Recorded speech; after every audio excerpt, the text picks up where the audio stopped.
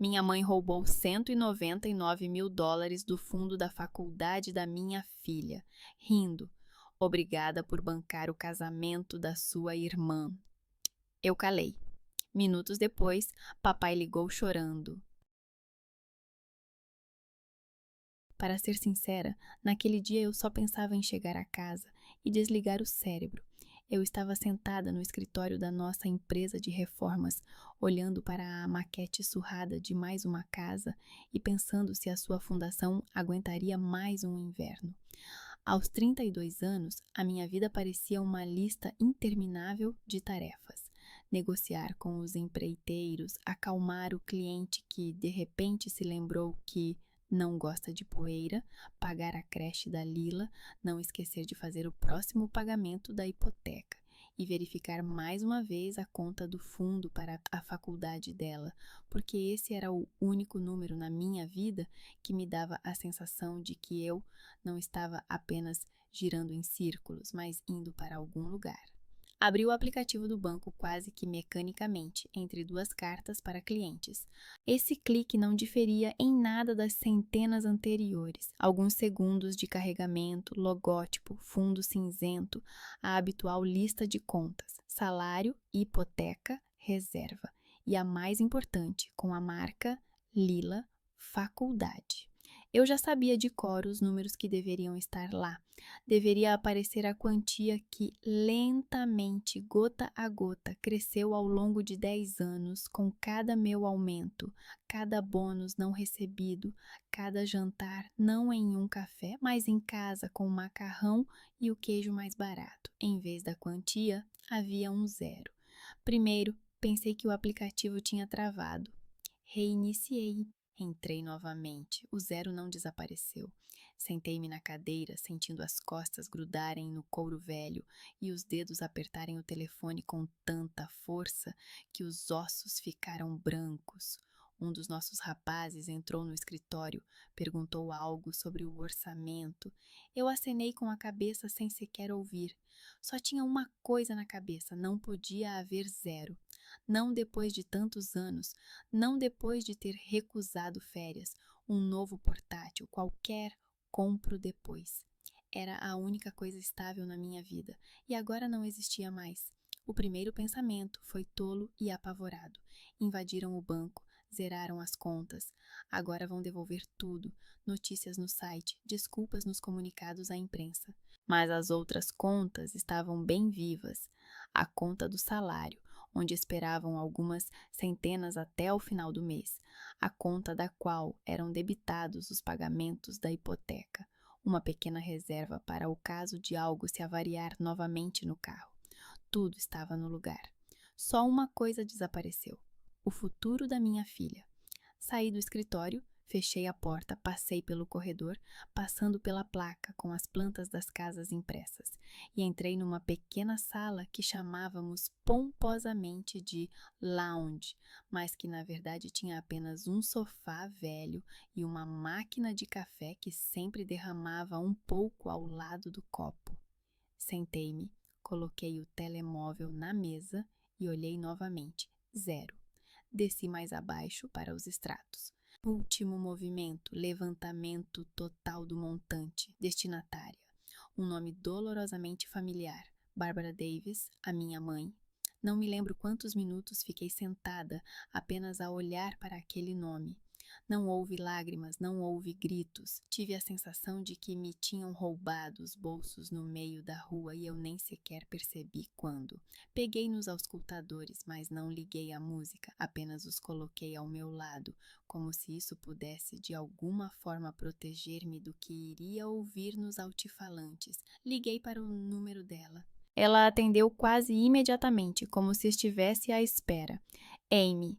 A voz dela sempre me pareceu dura, como o verniz nas unhas dela. Finalmente, já pensava que não ias ligar de volta. Mãe, disse eu, e a minha voz não tremeu. Até eu fiquei surpreendida. Retiraste dinheiro do fundo da Lila? Do outro lado da linha, ouviu-se um barulho. Provavelmente ela a pousara a chávena na mesa. Depois ouviu-se o seu riso. o mesmo riso leve, quase infantil, com que ela se ria da professora que repreendeu a Jéssica por usar maquilhagem na escola. Meu Deus, não comece, disse ela. Fundo da Lila. Você chama assim como se fosse algum tipo de fundo de caridade. Obrigada por financiar o casamento da Jessie. Para ser sincera, não entendi imediatamente o que ela disse. As palavras chegavam como se atravessassem a água. Casamento, Jessie, obrigada. Como se ela tivesse aceitado um presente meu no feriado. Ou seja, eu falava devagar, tentando que cada palavra se encaixasse perfeitamente como tijolos numa parede. Você pagou a conta toda? Bem, não toda. O riso dela ficou mais baixo, quase conspiratório. Deixei um pouco para o chá. Não faça essa cara. Ninguém está a ver você lá. Imaginei-a sentada na sua cozinha em Ridgeford, à mesma mesa onde eu costumava fazer os trabalhos de casa. No parapeito da janela, flores de plástico. No frigorífico, ímãs de resorts baratos, para onde ela ia com as amigas enquanto o pai ficava em casa. Tudo igual. Só que agora, àquela mesa não discutiam as minhas notas, mas sim como o meu dinheiro tinha caído bem no orçamento do casamento dela. Tu sabias que essa conta era da Lila? Eu disse, não há dúvida. Fato. Oh, não comece de novo. Ela suspirou. O teu filho ainda terá muitas oportunidades. E a tua irmã, um casamento. Somos uma família, Amy. Tudo para todos. Não estás zangada, pois não? Senti algo a estalar dentro de mim, como se alguém tivesse acionado um fusível. Eu poderia gritar agora, dizer algo sobre como carreguei a Lila, como a criei sozinha, enquanto a Jéssica trocava de namorados e empregos, como trabalhei nos fins de semana para não mexer nessa conta. Mas então a minha mãe apenas torceria os lábios e diria algo sobre sacrifício. Eu conhecia esse cenário de cor. Ela diria algo mais sobre como a cerimônia seria linda, como todos ficariam com inveja, como era bom que ela finalmente tivesse uma filha normal casada. Eu não ouvi, apenas afastei o telefone do ouvido, olhei para o ecrã, para o pequeno círculo vermelho concluir e cliquei. Em poucos segundos, o telefone vibrou novamente. Eu sabia quem era mesmo antes de ver o nome. Amy. A voz do meu pai sempre era um pouco rouca, como se ele tivesse acabado de levantar algo pesado. Filha? Pai. Aproximei o telefone do ouvido. Você sabe sobre a conta? Em resposta, não ouvi palavras. Ouvi uma pessoa tentando respirar e não conseguindo. Eu tinha 10 anos quando ouvi meu pai chorar pela última vez. Naquela altura, ele partiu a perna no trabalho e a minha mãe gritou que ele estava a estragar tudo outra vez.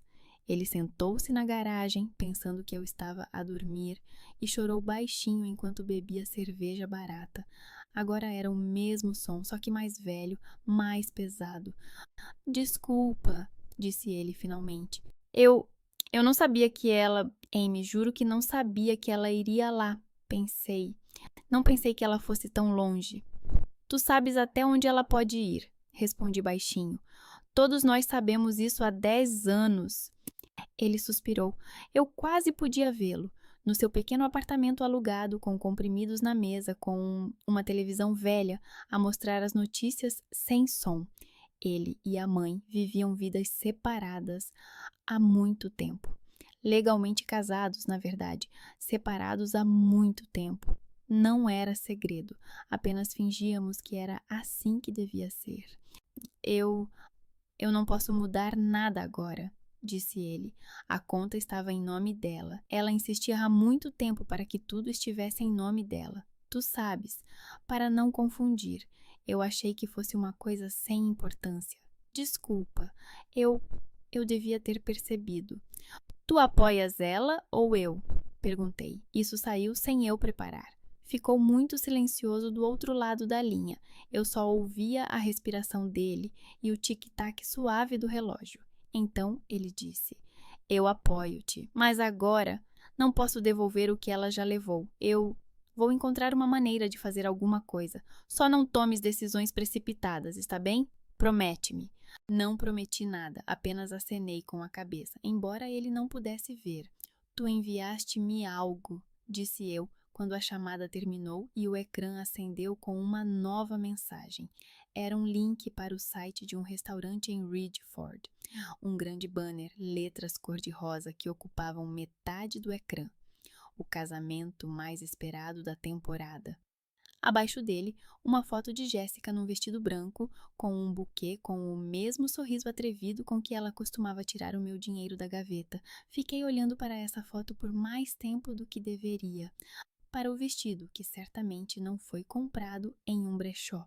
Para o salão, que eu reconheci, era o restaurante mais caro da cidade, onde normalmente se comemoravam aniversários de empresários locais e casamentos daqueles que queriam mostrar que Moon estavam bem. Na legenda da foto, a consultora financeira Jessica Davis e o gerente de aluguer de equipamentos Camden Hale vão trocar votos ainda este mês. Consultora financeira, quase ri. Ela sempre soube dar nomes bonitos aos seus trabalhos. Antigamente, ela vendia seguros por telefone e se autodenominava consultora de riscos. Agora é consultora. Senti algo quente subir pela minha garganta, mas não deixei sair. Nem lágrimas, nem gritos, apenas um desejo selvagem e frio de compreender. Se por causa deste casamento, a minha mãe, sem sombra de dúvida, se envolveu nas contas da neta, então este casamento é para ela algo mais do que apenas uma celebração, talvez uma forma de provar ao mundo que ela tem uma família normal. Talvez uma forma de comprar a ilusão de ordem, ou simplesmente mais uma despesa que ela não considera um crime se o dinheiro não for dela. Fechei o site e voltei ao e-mail. Mensagem do nosso encarregado. Amy, o cliente da Williams Street mudou de ideia sobre os azulejos. Engraçado, alguém estava indeciso entre 2 tons de cinza e eu acabara de descobrir que o meu depois de amanhã tinha sido roubado por um vestido branco e letras cor-de-rosa. Abri o calendário de turnos de trabalho. Eu ainda tinha 4 dias sem folga, mas de repente esse horário me pareceu tão frágil quanto as nossas paredes temporárias nas obras. Liguei para o número do meu chefe. Preciso de férias, disse eu quando ele atendeu o telefone. 1 semana, a partir de segunda-feira. Assuntos familiares. Ele murmurou algo sobre não ser um bom momento, que havia muitos locais, mas percebeu o tom da minha voz e ficou em silêncio. Disse: tudo bem, vamos resolver isso. Desliguei. À noite, quando fui buscar a Lila ao clube da escola, ela contou-me que tinham desenhado a casa do futuro. Ela desenhou uma casa de 2 andares, com janelas grandes e a palavra universidade escrita no telhado.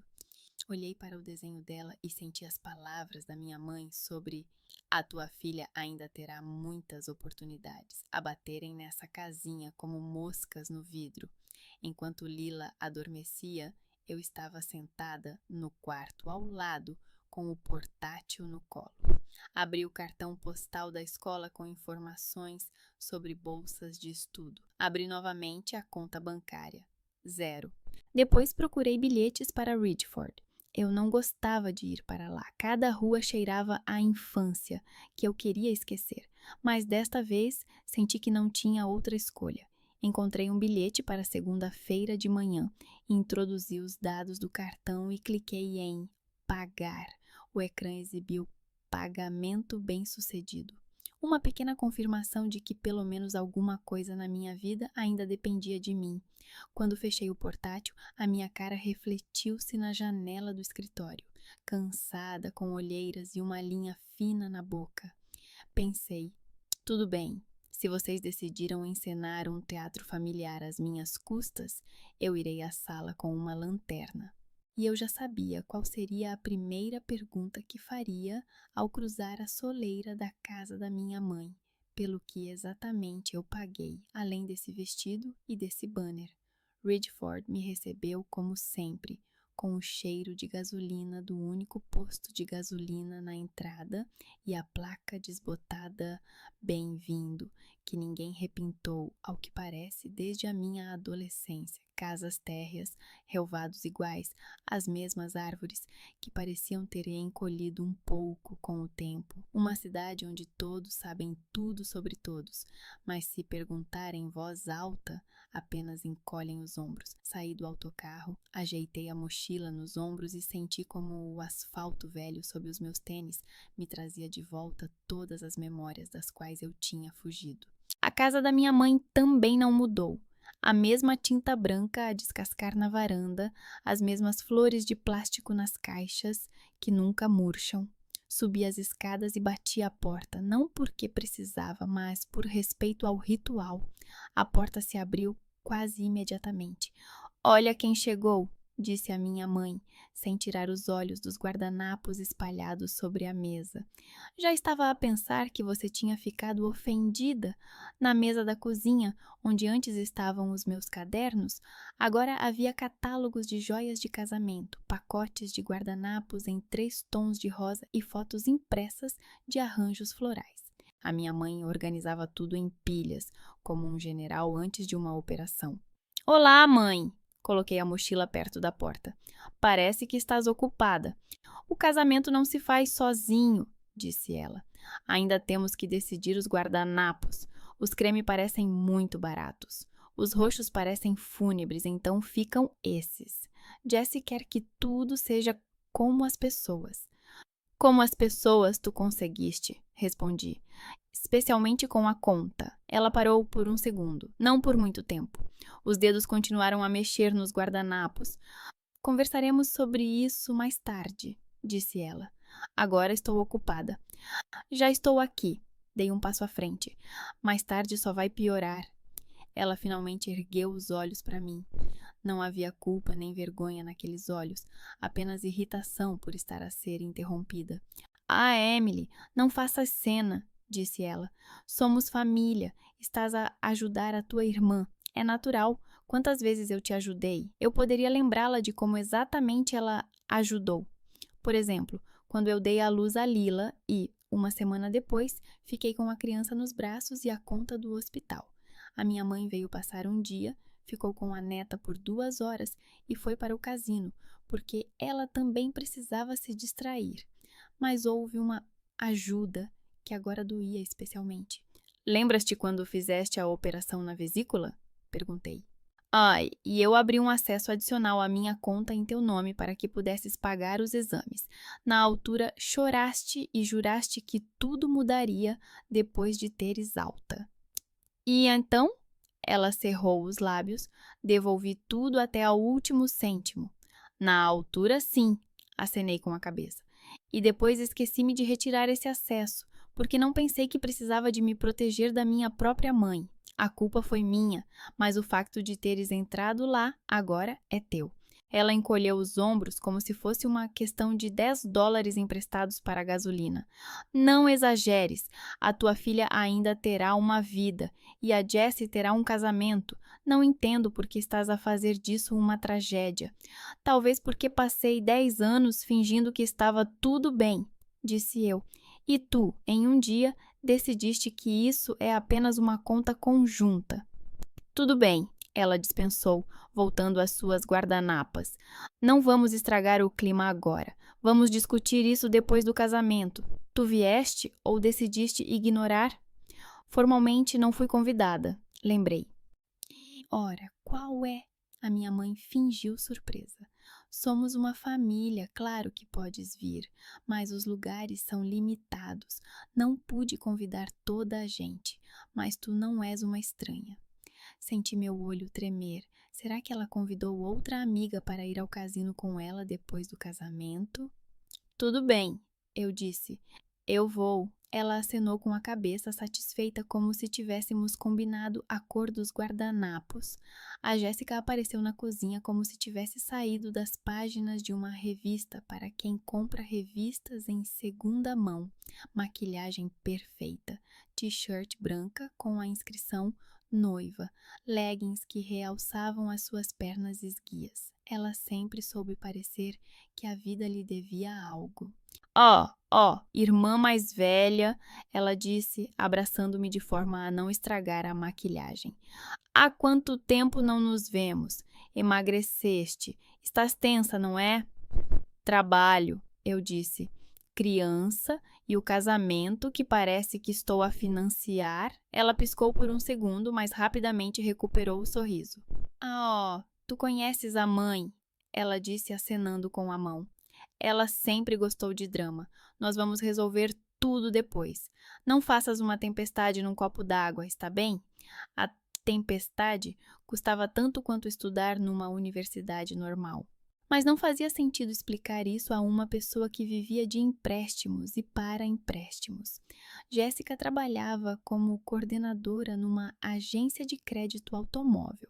Uma palavra bonita para uma pessoa que convence as pessoas a assinarem papéis, que depois as sufocam durante anos. Ela compreendia perfeitamente como funcionavam os juros. Simplesmente recusava-se a aplicar isso à sua própria família. Ouvi dizer que você e o Camden estão levando a sério, eu disse. Parabéns! Não poderia ser mais sério, ela piscou. Ele é responsável, ele tem um plano. Já estamos procurando casas mais perto da cidade. Se ele não conseguir o financiamento, sempre há outras opções. Tu sabes como é. Ela disse isso com tanta facilidade, como se estivesse a falar sobre mudar o penteado. Senti o frio interior, que tinha surgido ainda no autocarro, tornar-se mais intenso. Se ele não conseguir, há alternativas. Para ela, as pessoas sempre foram alternativas. Por exemplo, sorri discretamente. Não te preocupes, ela já não estava a ouvir. Mãe, onde estão os catálogos de bolos? Saí para o corredor para respirar. Nas prateleiras tudo continuava igual. As nossas fotos de infância em molduras iguais. Em algumas, eu e a Jéssica juntas. Em outras, só ela. O meu rosto desapareceu das fotos depois do ensino médio. Ela se tornou o centro da composição. Eu, o fundo que podia ser cortado. O telemóvel no meu bolso vibrou. Mensagem do banco.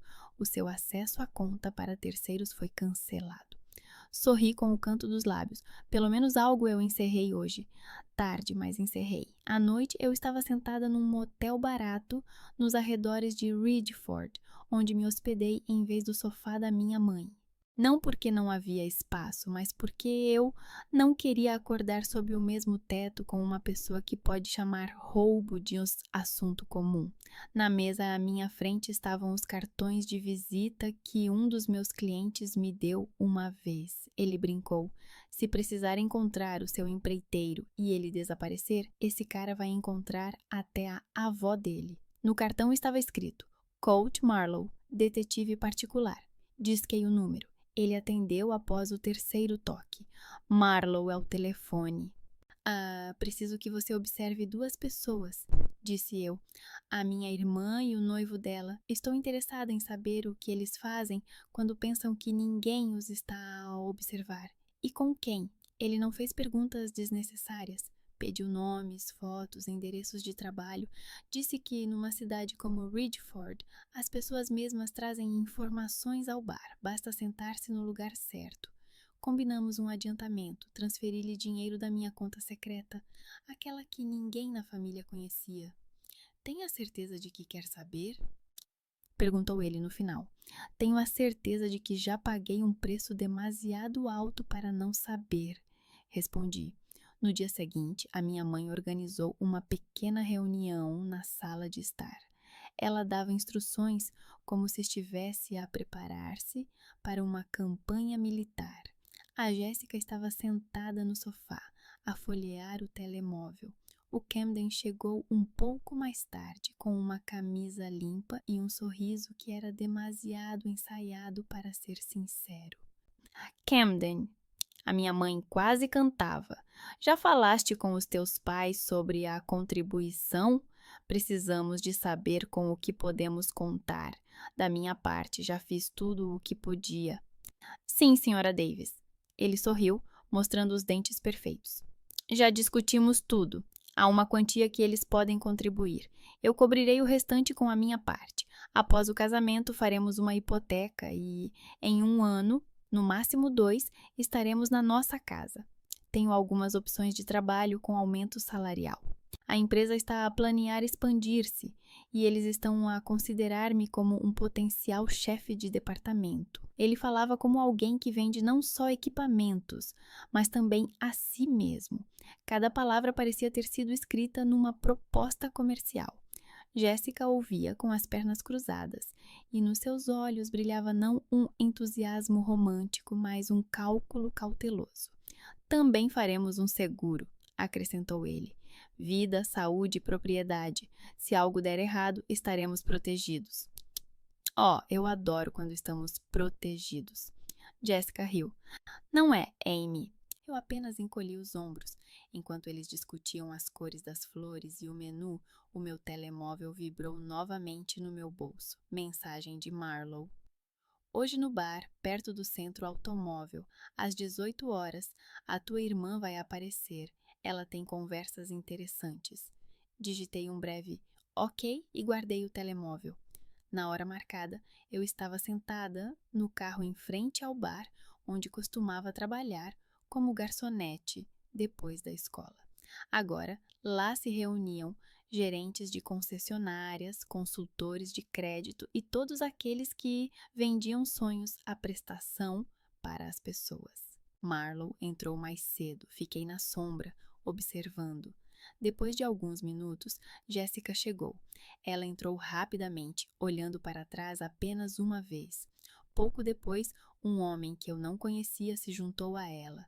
Alto, com um fato barato, mas cuidadosamente passado. Eles sentaram-se num canto, não ouvi o que diziam, mas via tocar-lhe na mão, viu inclinar-se para mais perto. Marlowe estava sentado ao balcão, com um copo de cerveja, e olhava de vez em quando para o lado deles, como que por acaso. Tinha na mão um telemóvel com o gravador ligado. Mais tarde naquela noite, encontramo-nos no estacionamento. Ele estendeu-me um pequeno gravador e algumas cópias impressas com fotos.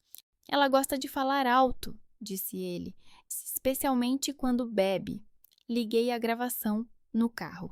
O barulho surdo do bar, risos, vozes abafadas.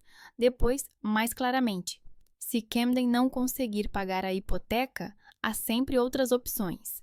Era a Jéssica. Eu reconheceria a voz dela entre milhares. Por exemplo, eu, riu o homem. Por que não? Respondeu ela. O importante é que alguém pague. Não vou voltar a viver num buraco alugado. Mereço melhor. Avancei um pouco mais. Não havia declarações de amor. Havia discussões sobre dinheiro, horários, quem podia pagar o quê. Os dedos deles entrelaçavam-se na mesa como duas pessoas que sabem há muito o que querem uma da outra. As fotos mostravam o mesmo. Abraços que não eram amigáveis. Um beijo no pescoço que não se dá apenas a um amigo. Eu estava sentada no carro segurando aqueles papéis e pensava no vestido no banner do casamento mais esperado. E o noivo? Perguntei. Marlowe tirou outra pasta. Ele está a agir como se estivesse a assinar um contrato, como você disse. Ele assentiu. Muita conversa sobre finanças, muito pouca sobre sentimentos. E há mais um detalhe. Ele mostrou uma impressão das mensagens. O nome do remetente era Cici. Os textos eram curtos, mas eloquentes. Já estou com saudade de ti hoje. Quando é que vais estar livre novamente? Não te esqueças de quem foi o primeiro a acreditar em ti. É dele, disse Marlowe. A julgar pela hora de envio e pela geolocalização, não sei quem é essa Cici, mas a irmã dele claramente não sabe nada sobre ela, e acho que você pode imaginar que os encontros deles não são para jogar xadrez. Não sorri, não havia nada de engraçado nisso. No dia seguinte, encontrei-me com o meu pai num pequeno café nos arredores. Ele parecia mais velho do que ao telefone. O rosto estava mais magro, os olhos encovados, os dedos tremiam um pouco quando ele segurava a chávena. Como está, pai? Perguntei. Mom, como alguém a quem disseram que a sua esposa roubou o dinheiro dos netos e ele não fez nada. Ele sorriu amargamente. O que acha? Contei-lhe sobre a minha mãe, sobre os guardanapos e os catálogos de bolos, sobre a Jéssica e as suas piadas sobre a hipoteca, sobre ter bloqueado o acesso à conta. Ainda não lhe contei sobre o detetive. Por enquanto. Não concordo com o que ela fez, disse ele, nem com o casamento por esse dinheiro, nem com o próprio facto, mas não posso fazer nada. Eles não me ouvem. Para eles, sou como um pano de fundo, como um sofá velho onde se senta quando não há outro lugar para sentar. Tu sempre dizes isso, respondi. Não posso fazer nada. E depois te surpreendes por ela fazer o que quer. Ele baixou os olhos. Ah, estou cansado, Amy, disse ele baixinho. O coração, o trabalho, tudo. Passei a vida inteira com ela, achando que era assim que tinha que ser. Agora percebo que talvez estivesse errado, mas não tenho forças para lutar. Tenho medo que, se eu me opuser abertamente a ela, ela tire tudo o que me resta. Ela já tirou, disse eu. Tu vives num apartamento alugado, pai. Ela não queria estragar a sua vida com os teus comprimidos. O que mais ela poderia tirar? Ele ficou em silêncio. Ficamos sentados em silêncio enquanto a empregada colocava pratos com omeletes frias à nossa frente. Olhei para o meu e pensei que era a metáfora mais precisa da nossa família. Algo que antes devia ser quente e nutritivo, mas que se tornou frio e borrachudo. Quando saí do café, o telemóvel vibrou novamente. Mensagem de Marlowe. Há mais uma coisa. Um motel na saída. Camden e a mesma Cissy. Tudo em vídeo. Abri o anexo e vi uma imagem desfocada. O estacionamento de um motel antigo. A silhueta familiar de Camden e uma mulher, a rir, atirando-lhe as chaves. Ele inclina-se para ela mais do que se faz com apenas amigos. Depois, eles entram no carro e desaparecem na esquina. Eu fiquei parada no meio do estacionamento, perto do café, segurando o telefone, e senti algo dentro de mim se encaixar. Os guardanapos da minha mãe, as piadas da Jéssica sobre opções, o que não posso fazer nada do meu pai, os discursos do Camden sobre seguros e estabilidade, o tenho saudades da Cissy. Tudo isso de repente se encaixou numa única imagem. Se este casamento se baseia em mentiras, pode ser cancelado sem sujar as mãos. E pela primeira vez em muito tempo, senti não impotência, mas uma determinação silenciosa e fria. Sempre disse aos clientes que o diabo não está nos detalhes, mas nas letras pequenas. Agora eu tinha que aplicar isso não aos alicerces alheios, mas à minha própria família. E, para ser sincera, descobri que às vezes é mais fácil trabalhar com lajes de concreto do que com pessoas que têm a mesma cor dos seus olhos. Comecei com o que podia controlar: documentos. Marlowe conseguiu cópias da reserva do restaurante e do contrato com a agência de casamentos. Eu estava sentada no meu quarto de motel, tomando um café de densidade duvidosa e organizando os papéis, como faço no trabalho quando organizo o orçamento. Separadamente os materiais, separadamente o trabalho, separadamente as pequenas despesas imprevistas, que sempre acabam não sendo tão pequenas assim. Na reserva do restaurante, o nome do cliente era Camden Hale. Ao lado, a sua assinatura, cuidadosa, meticulosa, com um floreio no final, como se estivesse a autografar o seu sonho. Mas a pagadora do contrato era Barbara Davis, a conta dela, o endereço dela, o telefone dela.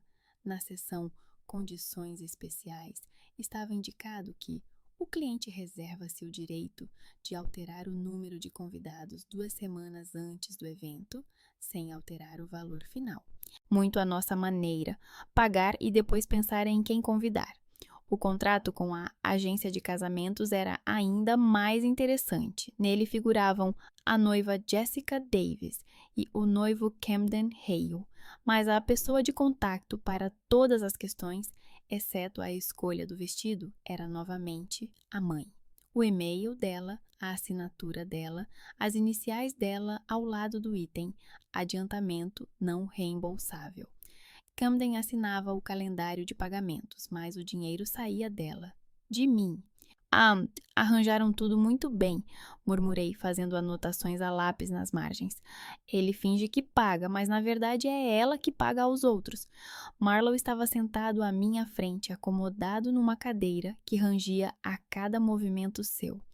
Um esquema clássico, disse ele. Ele traz o estatuto do noivo, ela traz o dinheiro. E a tua mãe traz o evento troféu, todos felizes. Exceto eu e a Lila, respondi.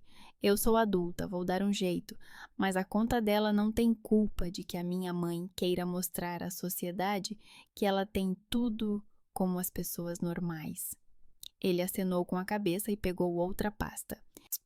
Sobre a tua irmã, uma conhecida minha da agência de crédito automóvel, gentilmente me passou algumas informações. Extraoficialmente, é claro. O que veio à tona não foi um conto de fadas sobre uma noiva trabalhadora. Vários cartões de crédito vencidos em nome de Jéssica, alguns microcréditos, até o salário, que há muito tempo entraram na fase, até o tribunal. Notas internas. A cliente promete pagar tudo após o casamento, espera receber uma grande quantia em dinheiro como presente. Li isso e senti uma mistura de raiva e cansaço. Ela planeava até mesmo pagar as suas dívidas com o dinheiro de outras pessoas. Ela trabalha nesse sistema, disse eu. Ela sabe como funciona e mesmo assim se envolve. As pessoas que vendem créditos muitas vezes pensam que as regras não se aplicam a elas. Marlow deu de ombros. Elas estão do outro lado e então descobre-se que os juros não fazem exceções. O relatório também mencionava que Jéssica insistiu para que a futura casa fosse registrada em nome de Camden e não em seu nome. O motivo é mais fácil com a hipoteca, ele tem um histórico de crédito mais limpo. Ao mesmo tempo, numa nota separada, a amiga dela observou que Jéssica planeava receber parte do pagamento do seguro, caso algo acontecesse, porque é assim que todos fazem. Recostei-me na cadeira. Então, para ela, não é apenas um casamento, disse eu. É um projeto de investimento, diversificação de riscos. Pode ser, concordou Marlow, e o teu fundo é apenas o capital inicial. À noite, quando a casa já começava a ficar silenciosa após mais uma maratona de preparativos da minha mãe, eu estava no corredor, encostada com o ombro na parede, à espera. A Jéssica estava a falar ao telefone no quarto dela. A porta estava entreaberta e a voz dela ecoava no corredor. Pare com isso, ela riu. Mais um pouco e serei uma mulher casada com as chaves da casa. Vais entrar quando eu estiver sozinha? Não ouvi claramente a resposta, mas o tom era suficientemente sugestivo para não deixar margem para fantasias. Ela murmurava, prometia, brincava com a chave suplente. Eu fiquei parada, olhando para as fotos de família na parede. Em uma delas, nós duas na infância, de mãos dadas. Na outra, ela sozinha, com um vestido de formatura. Na terceira, mamãe e papai juntos, ainda jovens, ainda sorridentes. Agora, um vivia num apartamento alugado. A outra gastava o dinheiro dos outros para provar que tinha uma filha normal. Quando a conversa terminou, consegui ir para a cozinha e fingir que estava a servir chá para mim. Jéssica entrou, toda radiante. Com quem falaste? Perguntei impassível. Com uma amiga, ela respondeu. Conversamos sobre como é ser casada. Em breve serei a senhora Hale. Imaginas? Imagino, respondi. Ela bufou, pegou um biscoito da prateleira e saiu sem sequer perguntar como estavam as coisas da Lila na escola. Ela só estava interessada no futuro com a sua própria garagem. No dia seguinte, fui ao mesmo motel na saída da cidade, onde Marlow já tinha tirado Camden de Cissy. Eu não gostava muito desses lugares. O cheiro barato de ambientador, paredes finas, cortinas que pareciam nunca ter sido lavadas. Mas, como alguém que trabalha com fundações, eu sabia. A verdade sobre um edifício é mais visível aqui, onde tudo é mais barato. Sentei-me no carro, estacionado do outro lado da rua, com o telemóvel na mão. O meu coração batia calmamente, o que era quase estranho para uma situação em que eu Poderia, a qualquer momento, ver o noivo da minha irmã a entrar no quarto com outra mulher. Talvez porque isso não fosse uma surpresa para mim. Eu já sabia que ele era um mentiroso. Eu só precisava das imagens. Camden apareceu 10 minutos antes da hora combinada com Marlowe. O carro eu já conhecia, um sedã prateado no qual ele levava Jessica para visitar lojas de móveis. Ele chegou sozinho, saiu, olhou em volta como se estivesse à procura de alguém. 1 minuto depois, ela apareceu. Cici não era uma loira fatal com um vestido vermelho, como gostam de mostrar nos melodramas baratos. Era uma mulher comum de 30 e poucos anos. Jeans, camiseta, rabo de cavalo, maquiagem leve. Ela ria. O riso era alto, confiante. Ela atirou-lhe algo e ele, rindo, agarrou-a pela cintura. Peguei o telemóvel e apertei gravar. Eles caminhavam em direção à porta do motel, mantendo-se próximos, não como colegas, como pessoas que sabem como são um do outro sem roupa. Na soleira, ele a beijou, não rapidamente, não nervosamente, como por hábito. Então, eles desapareceram lá dentro. Parei a gravação e vi o vídeo. Não era uma imagem perfeita, estava um pouco tremida, mas era suficiente. Nada de beijos na bochecha, nada de é só um colega. A cena falava por si.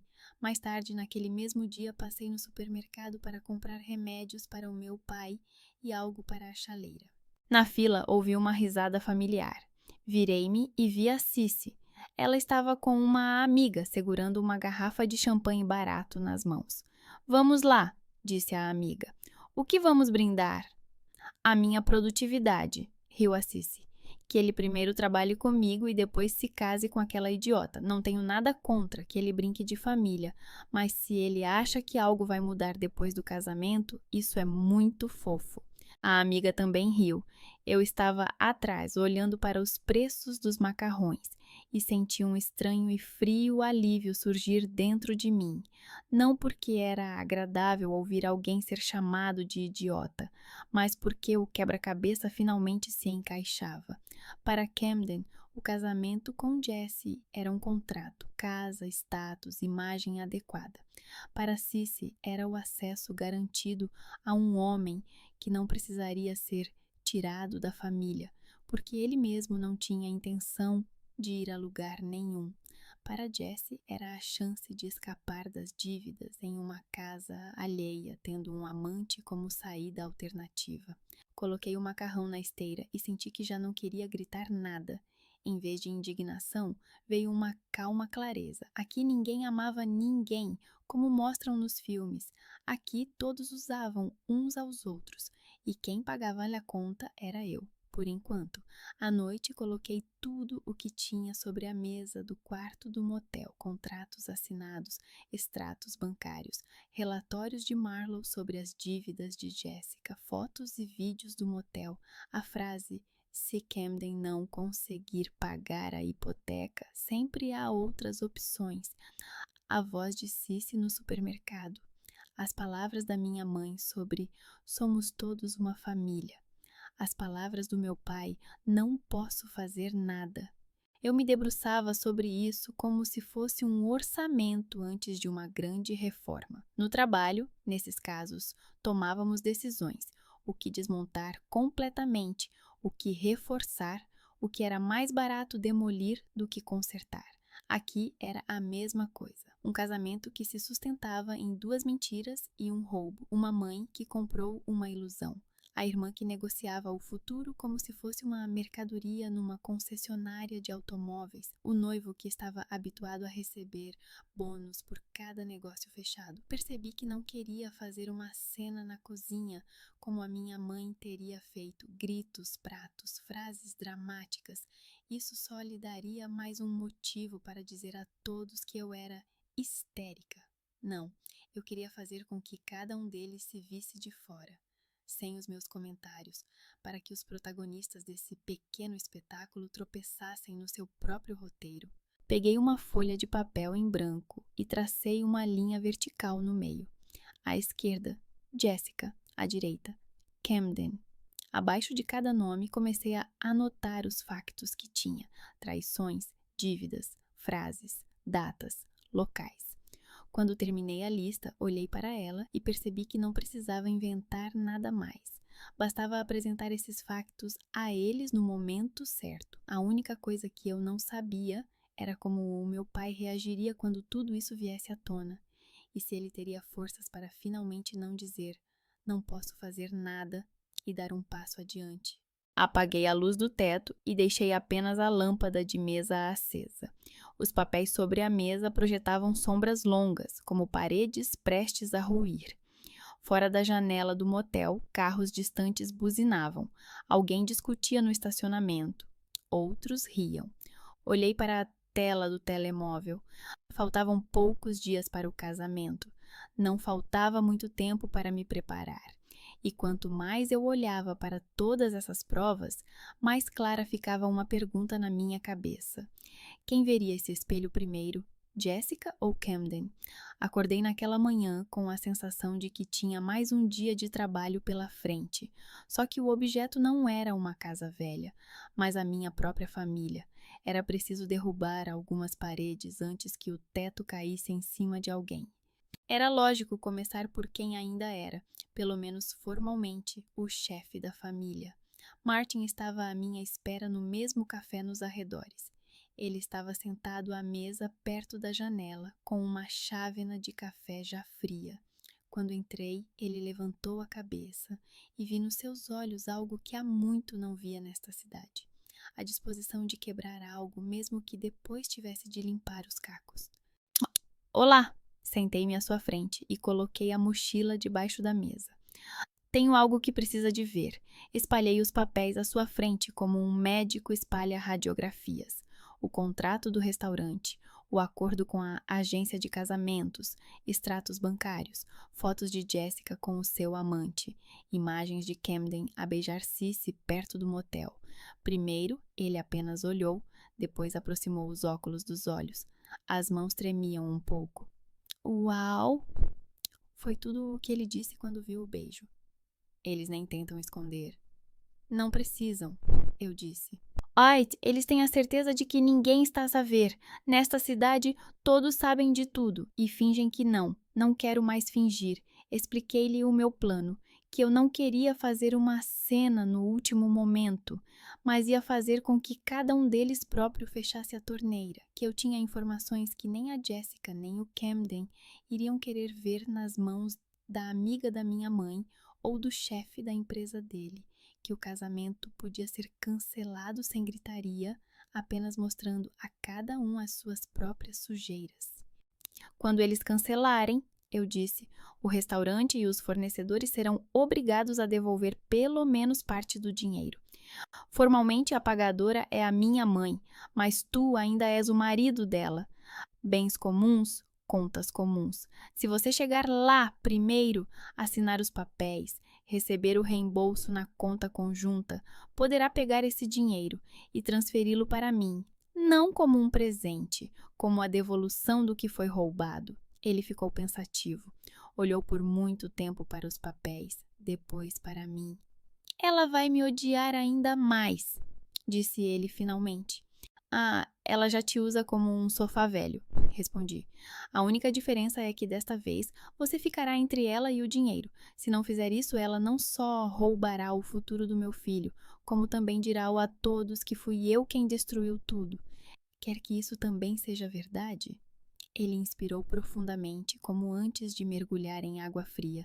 Está bem, disse ele baixinho. Se eles cancelarem, irei ao banco, ao restaurante, onde quiseres, e levarei tudo o que puder, e devolverei a ti. Pelo menos uma vez na vida farei algo certo. Depois veio Camden. Não nos encontramos num local romântico, mas sim num pequeno parque perto do edifício de escritórios onde ele trabalhava. Ele apareceu com uma camisa de mangas arregaçadas e com a mesma expressão facial com que provavelmente vendia os seus equipamentos de aluguer. Uma cordialidade forçada.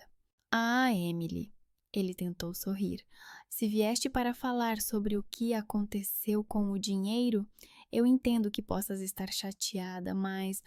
Senta-te, eu disse. Sentamo-nos num banco. Não perdi tempo com introduções. Peguei no telemóvel, abri o vídeo do motel e, sem comentar, virei o ecrã para ele. No vídeo, ele estava muito claramente a beijar a Cissy na porta do quarto. A cor do seu rosto mudou. Primeiro, ele empalideceu, depois começou a corar. Não é o que estás a pensar, ele disse automaticamente. É interessante saber o que, na tua opinião, eu estou a pensar, respondi calmamente. Tenho mais alguns ângulos, e a correspondência com a Cissy, onde ela sente muito a sua falta quando você está ocupado com os preparativos do casamento. Quer ver tudo agora ou basta a introdução? Ele engoliu em seco. Isso foi antes de eu e a Jéssica decidirmos casar. Tentou ele outra linha. Nós apenas, às vezes nos encontramos, mas isso não significa nada. Eu amo a tua irmã. Há tanto que vais para um motel com outra pessoa uma semana antes do casamento. Concordei. Escuta, Camden, não me importa quem tu amas. Não sou a polícia moral. Estou interessada em outra coisa. A minha mãe roubou o dinheiro do fundo do meu filho para pagar este espetáculo. Tu assinaste os contratos sabendo que não eras tu e a Jéssica a pagar, mas sim ela. E mesmo assim, nem sequer vais acabar o teu pequeno romance com a Cissy. Tu estás a exagerar, murmurou ele. Eu não pedi a tua mãe para pagar. Foi decisão dela. E tu concordaste de bom grado, disse eu, porque te convém. Tu ganhas um casamento, uma casa, status. A minha irmã ganha a chance de entrar numa casa com o dinheiro de outra pessoa. A Cissy ganha-te a parte e a minha filha ganha bem. Ela ainda terá uma vida. Ele baixou o olhar. O que você quer? Ele finalmente perguntou. Muito simples. Eu me inclinei para a frente. Ou você vai hoje à casa da Jéssica e da minha mãe e diz a elas que não haverá casamento, que você não está pronto para se casar, que você não quer o dinheiro de outras pessoas e você mesmo cancela todos os pagamentos que puder. Ou amanhã este conjunto de fotos e vídeos será enviado ao teu chefe, à tua mãe, a alguns teus parentes e, claro, a Jéssica, e também ao restaurante, para que eles tenham mais interesse em devolver o adiantamento. Ele gritou algo sobre chantagem, sobre eu estar arruinando a vida da minha irmã, que não se faz isso. Esperei até que a raiva dele passasse.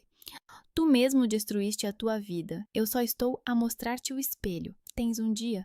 Ele olhou para mim como se fosse a primeira vez que me visse. Provavelmente, até aquele momento, eu era apenas a irmã mais velha, um pouco nervosa da noiva para ele. Ele não estava habituado a que alguém lhe impusesse condições. Melhor assim. Depois foi a vez da Jéssica. Encontrei-a em casa quando a minha mãe tinha saído para experimentar o vestido e o Camden estava no trabalho. Precisamos de conversar, disse eu, entrando no quarto dela. Se é sobre dinheiro outra vez, começou ela. Não, interrompia. Desta vez é sobre os teus próprios problemas. Coloquei os papéis do escritório na cama dela. A lista das suas dívidas, datas, valores. Acrescentei as fotos dela com o amante no bar. Ela olhou e vi a confiança extravagante desaparecer do seu rosto. Onde arranjou isso? Sussurrou ela. Segredo, respondi. Os teus empréstimos, os teus microcréditos, os teus planos para pagá-los com os presentes do casamento e o seguro da casa que vão fazer em nome do Camden. As tuas conversas sobre alternativas se ele não der certo. Ela agarrou uma das folhas e apertou-a com tanta força que a amassou na mão. Tu estiveste a seguir-me? Gritou ela. Tu és louca! Sempre tiveste inveja de mim, sempre. Você quer arruinar a minha única chance de ter uma vida normal. A sua única chance foi construída às minhas custas e na cama de outra pessoa. Eu disse calmamente. E com base no fato de que o seu noivo pensa que você é fiel a ele e o seu amante pensa que você é honesta com ele. Aritmética complexa, mas eu sei que adoras números. Tenho direito a uma vida normal, exclamou ela. Foste certinha a vida toda. E o que isso te trouxe? Uma hipoteca e um filho sem pai. Não vou repetir os teus erros. E eu não vou financiar os teus, respondi. Por isso, ouve com atenção. ou cancelas tu mesma este casamento? Dizes tu mesma ao Camden, à tua mãe, a todos, que não estás pronta para casar, até resolveres a tua vida, ou toda essa luxuosa papelada, as tuas dívidas, o teu amante, os teus planos para o seguro, vai parar onde tu mais temes, na cozinha da tua mãe, nas mãos do teu pai, no teu escritório, onde tu ensinas as pessoas a tomar empréstimos de forma responsável. Ela empalideceu. Não vais fazer isso, sussurrou. Não és assim. Ah, sou assim, tal como me fizeram, respondi. E parece que todos nós nesta família subestimamos o quão longe posso ir quando se trata da Lila. Tens um dia, no dia em que o pagamento final ao restaurante deveria ser feito, o ar na casa estava pesado como a sopa que a minha mãe fazia em todas as grandes festas. A minha mãe, a Jéssica, o Camden, os pais dele, o meu pai e eu estávamos reunidos na sala de estar. Sobre a mesa estavam os documentos do restaurante e canetas que a minha mãe trouxe pessoalmente, porque as de outras pessoas não servem, vão estragar tudo. Então, a minha mãe estava à cabeceira da mesa como um general. Hoje vamos finalmente encerrar o assunto. Barbara Davis sempre leva as coisas até o fim. Camden, assine, por favor. Ela empurrou a pasta para ele. Camden pegou a caneta. Eu vi que a mão dele tremia um pouco. Nos últimos 2 dias ele parecia não ter dormido. Os olhos vermelhos, a mandíbula cerrada. Camden, a mãe inclinou-se ligeiramente. Há algum problema? Ele inspirou, pousou a caneta e olhou lentamente para ela. Eu não posso assinar, disse ele. A sala ficou em silêncio. Até o velho relógio na parede parecia ter parado de funcionar. O que significa não posso? A voz da mãe ficou fina como um fio. Eu tenho motivos pessoais. Ele falou secamente, como se estivesse no trabalho. Não estou pronto para me casar agora, e acho errado aceitar esse dinheiro se não tenho certeza. A minha mãe olhou para ele como se ele tivesse acabado de decidir incendiar a casa. Você enlouqueceu? Ela sussurrou. Você sabe quanto já foi investido? Você sabe o que as pessoas vão dizer? Ah, as pessoas vão superar, eu disse, antes que ela conseguisse respirar fundo para gritar. A Jéssica deu um pulo. O que é que lhe disseste? Ela lançou-me um olhar furioso. Tu és sempre a mesma. Não consegues deixar-me em paz. Arruinaste a minha vida. A sério? Levantei uma sobrancelha. Tudo bem, disse a minha mãe secamente. Todos se acalmaram. Ninguém está a arruinar nada para ninguém. Camden, você está apenas nervoso. Casamentos são sempre estressantes. Assine os papéis, depois conversamos. Não, disse ele. Não vou assinar. Não haverá casamento. Desta vez, o silêncio foi ainda mais denso. Então, tudo aconteceu ao mesmo tempo. A minha mãe começou a gritar que não se faz isso com pessoas honestas. Os pais do Camden murmuravam algo sobre vergonha. A Jéssica olhava de um para o outro, procurando alguém a quem pudesse atribuir a culpa. Só o meu pai permanecia calado, imóvel como uma rocha no meio da corrente. Ótimo, disse eu, quando a cadeira ao lado caiu devido a um movimento descuidado de alguém. Não haverá casamento. Olhei para o meu pai. Ele acenou com a cabeça, muito suavemente, quase imperceptivelmente, mas eu percebi. Ele lembrava-se de tudo. Tínhamos combinado que não seria aqui, nem agora, e foi por isso que aquele aceno significou mais do que todos os gritos da minha mãe. Mais tarde, quando os fornecedores começaram a enviar cartas sobre a devolução de parte dos adiantamentos e convidaram o representante do cliente a tratar da papelada, o meu pai foi com eles. A minha mãe ainda tentou ir com ele, mas ele disse com firmeza: "Desta vez, eu mesmo vou tratar disso." Ela provavelmente decidiu que ele queria salvar a reputação e não insistiu porque ainda ligava para os hóspedes, para a filha, para Kaiden e ainda tinha esperança. À noite ele entrou no meu quarto de hotel, colocou um envelope e uma pasta do banco sobre a mesa. É tudo o que consegui recuperar, disse ele. Não é tudo, mas é a maior parte. Reabri a conta. Agora está fechada para essa Bárbara. Somos só tu e eu, mas vou assinar uma renúncia à minha parte. É o teu dinheiro, Amy, do teu filho. Abri a pasta, números normais, mas eles não cheiravam aquele fumo de cigarro que sempre cheirava ao comum da minha mãe, mas a algo parecido com o ar após uma tempestade. Obrigada, disse eu. É tarde, mas obrigada. Ah, eu sei. Ele sentou-se na beira da cama. Mas, de outra forma, acho que já não sei fazer. A porta se abriu sem bater. A minha mãe entrou no quarto como uma tempestade. Os olhos vermelhos, a maquilhagem borrada, mas os saltos altos e o vestido no lugar, como se ela ainda mantivesse a imagem de dona da festa. Aqui estão vocês, ela disse com voz rouca. Martim, podes explicar o que foi isso hoje? Permites que essa... Ela apontou na minha direção.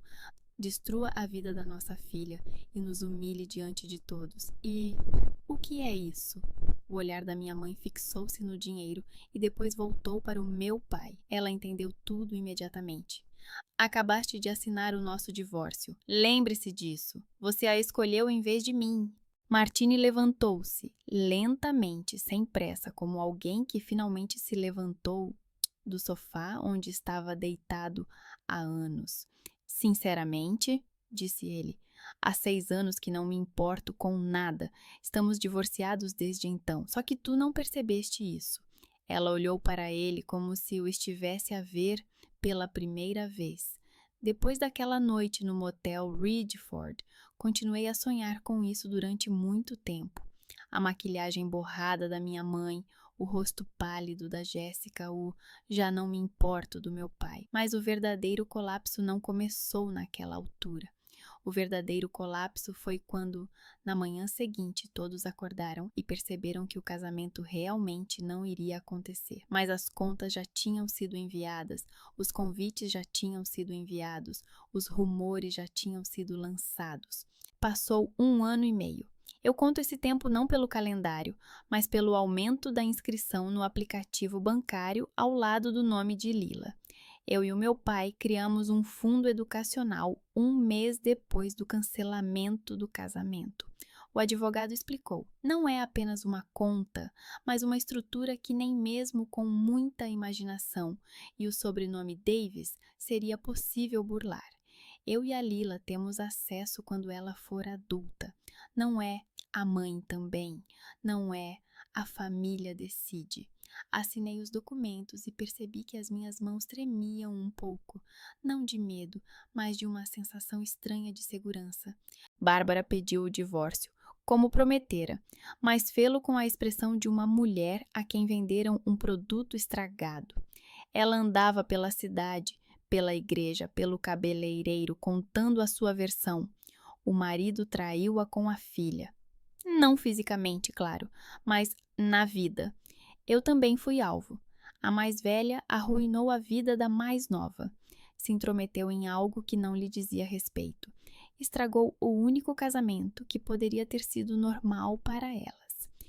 Lila aparecia nas suas histórias como a futura ingrata como a mãe. Jéssica desapareceu após o casamento fracassado. No início, literalmente, ela não estava com a mãe, nem nos lugares habituais. Depois, descobriu-se que ela se mudou para a casa de uma amiga na cidade vizinha e mais tarde mudou de emprego. A agência de crédito automóvel não ficou muito entusiasmada com o facto de a sua funcionária ter um portfólio assim e provavelmente alguém contou alguns detalhes a mais à gerência. Agora ela trabalhava numa empresa de logística preenchendo documentos para cargas. Não era glamouroso nem prestigiado, mas o salário era pago em dia e havia um mínimo de contato com pessoas que poderiam reconhecê-la como a noiva do casamento mais esperado da temporada. Às vezes trocávamos mensagens breves. Como está a Lila? Bem, está a crescer. E tu? Muito trabalho. Não voltávamos ao assunto do casamento. Não porque tivéssemos perdoado uma à outra, mas porque agora cada uma sabia mais sobre a outra do que gostaria de lembrar. É como uma cicatriz antiga. Sabes onde está, mas não mexes nela desnecessariamente. Camden, segundo os rumores, voltou para Cissy. Foram vistos juntos algumas vezes, depois com menos frequência. Ele não estava tão brilhante como no banner do restaurante. Não recebeu um aumento, não compraram uma casa. O aluguer estava difícil. Ele tinha menos dinheiro e menos perspectivas. E quando um homem tem menos dinheiro e perspectivas do que prometeu, um relacionamento baseado em "tu acreditas em mim, não é?" E champanhe barato não dura muito tempo. Como as coisas acabaram entre eles, eu não perguntei. Na vida há muitas histórias alheias que não precisam do meu comentário. Após o divórcio, Martin mudou-se para um pequeno apartamento de 2 quartos mais perto da cidade onde eu morava com Lila. Ele trabalha como consultor numa empresa de pesquisa geológica, não em tempo integral, porque o coração e os comprimidos não desapareceram. Mas ele tinha a experiência real e finalmente era valorizado não como o marido da Bárbara, mas como uma pessoa à parte. Começamos a ver-nos com mais frequência. Às vezes ele ia buscar a Lila à escola. Sentavam-se no parque, comiam gelados em copos de plástico e conversavam sobre pedras e estrelas. Uma vez, ela voltou para casa e disse: "O avô disse que a terra debaixo da nossa casa é muito antiga, mais antiga do que a avó Bárbara." "O avô sabe do que está a falar." Sorri. Lila habituou-se à ideia de que família não é necessariamente um grande número de pessoas à volta de uma mesa. Às vezes é você, o seu filho, o avô que finalmente deixou de se esconder na cozinha e alguns amigos que perguntam como você está, não apenas quando precisam de dinheiro ou ajuda com uma reforma. A minha vida também mudou um pouco. Voltei para a minha empresa de reformas, mas depois de 1 ano mudei para outra, menor, onde o chefe não economizava em segurança e ouvia quando eu dizia que o porão precisava ser reforçado e não apenas tapar as rachaduras. Lila e eu nos mudamos para outro apartamento, mais perto da escola, com varanda, onde era possível secar roupa e cultivar alguns vasos de ervas. A única luxúria era um colchão novo, no qual eu demorei muito para decidir gastar dinheiro, porque há coisas mais importantes. A coisa mais importante era a conta da Lila.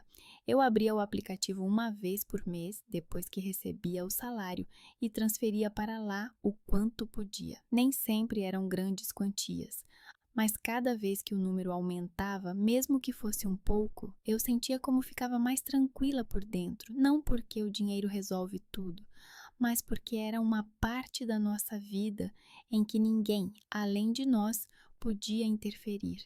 A relação com a minha mãe tornou-se mais tênue, não tão intensa, não tão frequente. Às vezes falávamos ao telefone. As suas frases eram pungentes, como sempre. "Como está, senhora?" "Eu faço tudo sozinha." Ela podia perguntar. "Normal," eu respondia. "Trabalho, crio a minha filha, vivo." Ela fazia comentários sarcásticos sobre como, se não tivesses te metido, terias um lugar à mesa no casamento. Insinuava que o Jesse ainda não conseguiu superar. Eu não me justificava. Simplesmente não lhe dava mais aquilo de que ela se alimentava a vida toda. As minhas explicações. Quando a conversa ficava muito tóxica, eu educadamente dizia que tinha coisas para fazer e desligava o telefone. Nós nos vimos algumas vezes, no Natal, quando ela nos convidou, porque tinha que ser assim. No aniversário de uma das amigas dela, para onde meu pai me levou, porque seria estranho se eu fosse sem alguém da família. Ela olhava para a Lila, fazia elogios do tipo: "Bonita menina, espero que não cresça tão teimosa." A Lila sorria educadamente e depois perguntava no carro: "Mãe, a avó gosta de mim?" Pensei antes de responder. "A avó gosta de ti da maneira que sabe," disse eu. "É que ela faz isso, à sua maneira, e nem sempre da maneira que gostaríamos." "Como um bolo com muito creme, mas pouca massa?" perguntou Lila. "Ah, mais ou menos," sorri. "Tu sabes que não precisas comer tudo se não gostares." Essa foi provavelmente a principal lição que tirei de toda essa história. Não és obrigada a comer tudo o que alguém colocou no teu prato só porque é família. Podes levantar-te da mesa, sair e preparar outra coisa para comer. E isso não faz de ti uma má filha, faz de ti uma pessoa adulta. 1 ano e meio depois do cancelamento do casamento, eu estava sentada no banco, na mesma cadeira onde outrora tinha feito a hipoteca.